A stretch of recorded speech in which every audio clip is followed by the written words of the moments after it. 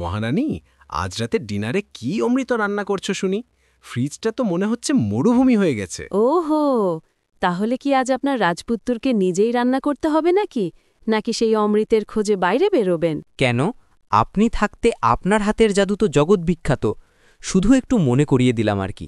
তাহলে বুঝি জগৎবিখ্যাত জাদুকরীর জন্য আজ কিছু এক্সট্রা উপহার আসছে, যেমন আমার জন্য 1 বাক্স চকলেট। আচ্ছা, আপনার সেই নতুন শাড়িটা মনে আছে?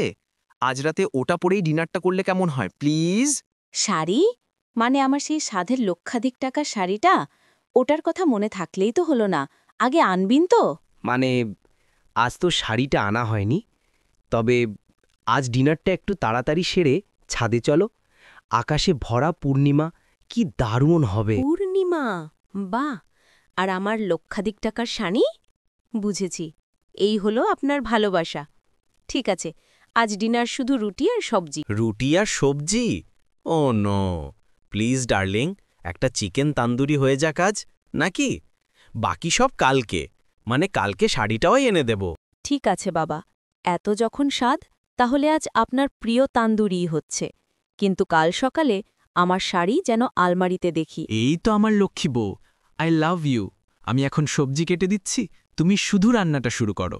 ঢং! আজ যে চিকেন তান্দুরি হচ্ছে, সেই আনন্দে তোমার সব সবজি কাটার কথা মনে পড়ছে। যাও তাড়াতাড়ি। দেখলেন তো, শাড়ি না দিলে আমার স্বামীর কি হাল হয়?